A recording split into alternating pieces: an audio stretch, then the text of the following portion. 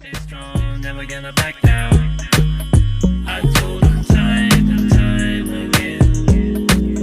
Yeah, stay strong.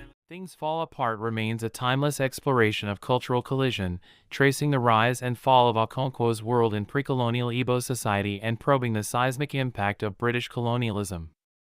Chinua Achebe crafts a narrative that not only contests reductive Western portrayals of Africa but also speaks directly to our era of swift change and fractured identities. Okonkwo personifies the tension between personal ambition and communal expectation. Haunted by his father's failures, he exalts strength and rejects vulnerability, fueling conflicts both domestic and civic. As Umuofia's traditions crack under external pressures, his tragic downfall mirrors the shattering of collective cohesion.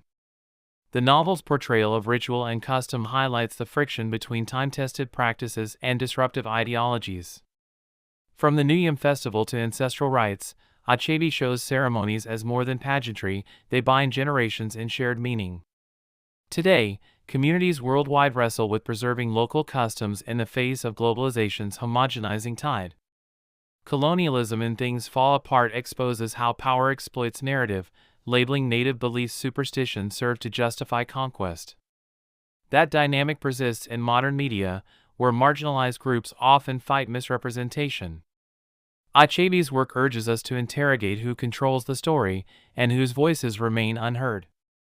Gender and power play out vividly in Umuofia's social order.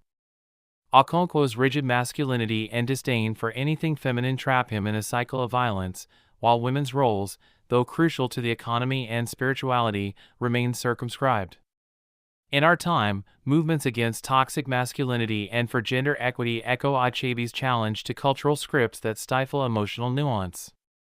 Underpinning every life in the novel is belief in Chi, a personal spiritual guardian that mediates fate and free will. Okonkwo's defiance, even of destiny, invites us to consider how much our choices shape outcomes versus how much we remain bound by circumstance. Contemporary debates around social determinism and individual agency resonate with this age-old tension.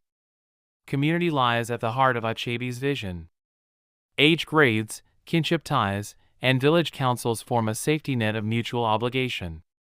When those bonds fray, whether through exile in the novel or urban alienation today, the psychological toll becomes stark.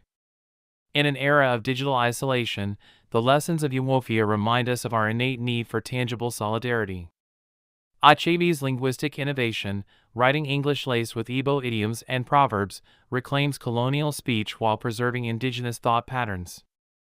This hybrid style champions multilingual expression and resists cultural erasure, inspiring writers and speakers in our globalized world to blend vernaculars confidently. Misunderstanding fuels tragedy in Achebe's tale. Missionaries dismiss ancestral spirits as mere superstition, blind to a worldview rich in meaning and ethics. Parallels emerge in today's superficial tolerance, where visibility can mask genuine respect. The novel presses us to listen deeply before passing judgment on unfamiliar customs. Cross-cultural politics and Things Fall Apart presage modern missteps in international relations. Just as Umuofia's leaders misread colonial justice, today's policymakers often discount local contexts, precipitating conflict.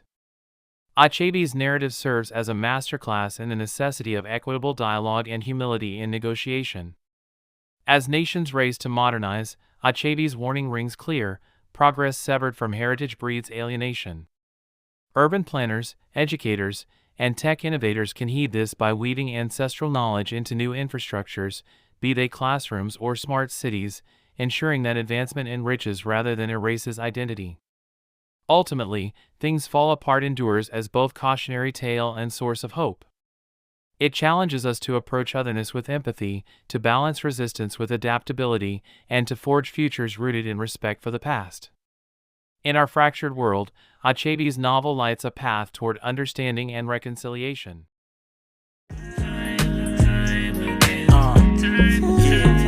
Feel the magic that we made through melody. Drown in the sound, let the music take over you. Food for your soul, ain't no way I be stuffing you. So literally, I just let it seal legacy. What's on my heart and the paper, my sleeves. Music, the therapy that helps me.